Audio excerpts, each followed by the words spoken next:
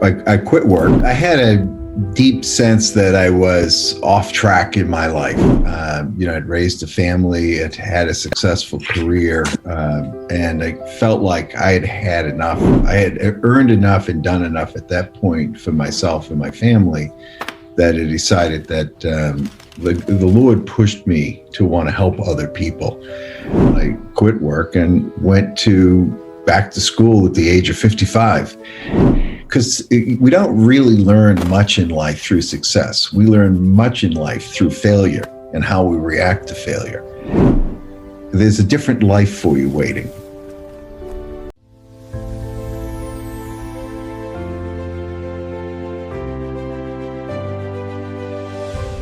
Today we have a very special guest. His name is Bruce Hartman, and he's a Christian author. After 35 years in the business world as CFO for Fortune 500 companies like Foot Locker and Yankee Candle, he went to theological school and obtained a master's degree in divinity and a doctorate degree in ministry. Besides writing on a pro bono basis, he counsels business people and helps them walk into a brighter future. His online following base is about 50,000, and he gets messages from 10,000 people a week. Welcome, Bruce. Well, thank you for having me today, Doctor. Well, tell me a little bit about why you changed and what made you, after being a CFO, go into a different walk of life. I had a deep sense that I was off track in my life. I'd raised a family, I'd had a successful career, and I felt like I had had enough. I had earned enough and done enough at that point for myself and my family that I decided that the Lord pushed me to want to help other people. So I quit work. I was at Yankee Candle, CFO, Chief Administrative Officer for Yankee Candle. I quit work and went back to school at the age of 55. And I spent 3 years getting a master's degree, then 4 years getting my doctorate. And now I'm an author and I have an online following, as you said, and I spend my days helping other people do better in life and do better in their business world. Well, isn't it interesting how doing better in life also means doing better in business, and doing better in business often means, doesn't always mean doing better in life. In fact, sometimes the two are divorced from each other. That's definitely true. I see that a lot. And that understanding that is what I help people with and help them see that it's not so much how much you earn. It's more about what your net worth is and how you're helping the world. And most of my counseling, when I'm dealing with someone, it's usually because they've missed that part of it, that it's not about our net worth, it's about our self-worth. Yes. And I think that's some part of the equation that people don't always understand.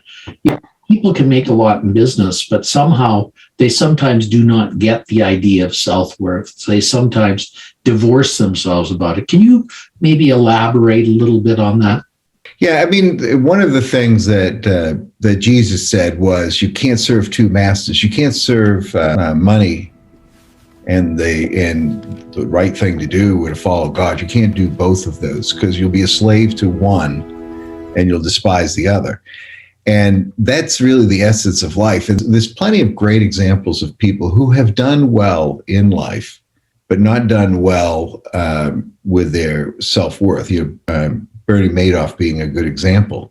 I mean, he earned and earned and earned, but he was trapped. He would get trapped in that world. And as we all know, the largest Ponzi scheme in the history of the world. But then there are other people that have done very well in life. The fellow that started Quaker Oats became a multi-millionaire. His trust, he died in 1948, his trust still gives money to people today, almost 80 years later. That's fascinating. And I look at some people like Warren Buffett, who founded Berkshire Hathaway, who is literally giving his entire fortune back over his lifetime. He's a multi-billionaire many times over, but he's not going to keep any of it. He's giving it back piece by piece. He has that trust fund that he's given most of his money away, and he encourages and invites other people to do the same. And that's kind of what we're talking about here, that it's not so much how much you make, but it's what you do with what you make. Yes, and I think it's also key. In one of my mottos that I've always says, it's not what happens to you, it's what you do with what happens. Well, this is the same philosophy in a business sense. No, absolutely. There's only so much money you can make. Well, actually, you can make as much as you want, but at some point, you have to give back to the world, you have to share with the world, and you have to show some sense of responsibility to, otherwise you've become no more than that, the man that's on the movie, It's a Wonderful Life, the guy that rides around in the wheelchair, always pointing his finger at George Bailey. Yes, exactly. And I think, business is one of those interesting things that people do, but they don't necessarily. Business feeds people and helps them to grow in a physical sense, in the monetary sense, but it doesn't necessarily grows them as people. It can, if one of the things that I did in my career, you can grow as a person in a business, but you have to pick the right business, and you have to pick the right business partners, and you have to work with the right people. I think about these companies are doing very, very well. One of the things one of the common denominators are they believe in their customers and they believe in their employees. And you can work for those places. I was fortunate enough to do that for many years. But one of the things I always tell people is Jesus is good for business. And everybody always laughs at that because they say, how can that be? But Jesus is good for business. And there are a lot of good businesses out there that are Christian and do a terrific job. Yes, there are some businesses out there. And let's talk about moving to this spiritual sphere and how it can enhance you as a business sense. How did you find the two intertwined for you? How did they seem to interconnect for you? Well, do unto others as you would have them do unto you is a great place to start. And to build a career, you have to have the support of the people around you. If you're always taking from people, or you're always trying to get the better of somebody, you don't have a base of people that support you. And most of the people that I know, regardless of what we read in the newspaper, most of the people that I know that were successful in business were successful because of the way they treated other people. And that's a very significant Christian ethic. And I think that applies especially to business people. You will get no place unless people want you to get someplace. So treating others as you would have them treat you is a very important tenet. Yes, that is a pretty interesting and a pretty phenomenal statement of that. And I think that's a basic principle that is intertwined throughout the scriptures. Is that not? Yes, and there's the one, Jesus is being pestered by the scribes and the Pharisees and the Sadducees, and they are always trying to trip him up to prove he was a heretic or a phony. And one of the questions they asked him is, what is the most important of all the commandments? And he said, to love thy God with all thy heart and soul, but also to love thy neighbor with all their heart and soul. Think about a company that treated their customers as they would want to be treated. You can be sure their customer service would be one of the best in the world. And that's part of when I say Jesus is good for business, that's part of what I'm talking about, is following his tenets will make you a better business person. Not that that's the purpose of being a Christian, but it will certainly help you be a better business person. What I've found, especially with this pandemic that's gone on, is companies that seem to have survived it are companies that have had a moral compass, and they seem to be more directed for that than anything else. Have you found the same in your spheres? Yeah, definitely. And, one of the things that the pandemic has done is it's made people rethink their life and rethink about who they're working for. And I read this article last week called The Great Resignation. And people are basically saying to their employers, treat me well and I'll stay. Don't treat me well and I'll go. And you're seeing that throughout the country. People are having a very difficult time hiring employees. The companies that treat their employees the best are the ones that are the most successful right now. Yes, and I think that's been one of the things. Many of the companies that are thriving in this seem to be ones that have had certainly a moral compass, and one where they've kept that going. And I think we can also say that many people that survive in times of difficulty have a spiritual basis that help them carry them through that as well.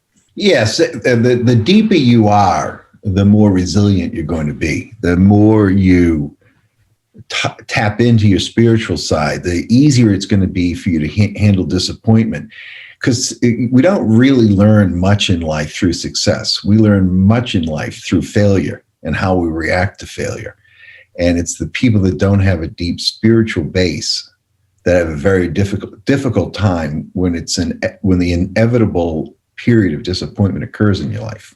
Let's delve into that a little bit more, how spirituality helps a person in their time when they are having difficulties. Having a sense that there's a purpose out there, having a sense that there is a being, a universal being that is part of the universe it's very grounding for people. When you feel like you are alone and by yourself in this world or whatever it is you're doing, disappointment can manifest itself in depression. And that's one of the reasons, not that we believe in God so we don't get depressed, but believing in God gives us hope and gets us to a point where we see valleys of life as the times of preparation, as opposed to being times of despair. Yes, that's what I find as well, that this is what you pull on where you're having the most difficulties. There's something that sustains you over and over and over again. And I think this is where the spiritual basis comes in. And definitely. I was one of my sessions today working with a business person. What I was saying to them was, it's important to pray, but it's also important to observe the answer to your prayers. And, people will say, well, Bruce, you think Jesus is just an imaginary friend? Well, he's an imaginary friend if you don't pay and observe and have patience. And so part of getting through life is being able to have a connection with Jesus, in my opinion, and knowing how to observe how Jesus is working in your life. But it doesn't happen because you treat Jesus like a genie. For instance, a lot of people will say, I want this, or I need that, or help me out here. That's a bad prayer. A prayer that is, which is one that contains gratitude, but it also contains a petition. That is a mutual prayer, and that one will be answered. Let's elaborate on that a little bit more. How that mutual relationship is sustained in that situation. It's a lot like our relationships and our human relationships. If you only ask somebody for things, that's all your relationship exists of. Eventually, that person is not going to want to be your friend anymore. Because just imagine, the only reason why they call you up is because they need money, or they need a ride, or they need something, or they just want to talk your ear off. That's not a mutual relationship. It's the same as with our relationship as Christians with Jesus. To really find out about Jesus, you have to understand Jesus. And again, there's three parts to prayer. One is to pray. The second is to observe. And then the third is to be patient in your observation. And if you have a good day, have a prayer of gratitude. That way, when you're praying, when you need, or you have a petition, it comes across in a balanced way. Now, it doesn't mean that Jesus picks and chooses his friends, but it's a more productive relationship when you're open to having a relationship, as opposed to looking at what you get out of that relationship. That sounds fascinating, and sounds something that people should look into. And I think people should look more into that. Tell us a little bit more about your book. Well, I've written 4 books. The first book was called Jesus and Company, and essentially it was an autobiography, but more importantly, it was a book to show people how Jesus helped me in my life, and how other Christians that I worked with, how they were helped. And it's a lot of the stories about just a young man who was raised by parents that didn't have a college education, rose to becoming a Fortune 500 CFO. And along the way, some of the things that I had to accomplish and get through. But the big star in the book is not me. And that's the point of the book. The big star of the book is Jesus. I also wrote a book about Your Faith Has Made You Well. And we've been spending some time on that issue. Faith is something that is very intangible. But when you believe in Jesus, or you have this Christian faith, there's a different life for you waiting. And the book starts out with the story of the woman who had been, I'm sure a lot of your listeners have read this story about the woman that was bleeding for 12 years, and Jesus saved her because she touched his cloak. So you say, well, how could touching a cloak heal you? It wasn't her touching the cloak. It was her faith that Jesus could heal. And then I just wrote a book called Jesus is Everything. And it talks about the different ways that Jesus is everything in our life. And the story starts out with a man who, during the last week of his life, his sons, and this is a true story, his sons helped him understand Jesus and understand Jesus in his life. And when he left this earth, he left with a smile, but he left with a smile because he got to say, I love you to all 13 of his grandchildren, all 5 of his children. And his last words were, I love you, to his wife. And then he died. But it explains, how did that man get to that process? That makes sense. And I can understand that. Now, many people that are listening to this podcast probably are from different faiths. How do you reconcile that with your love of Jesus as well?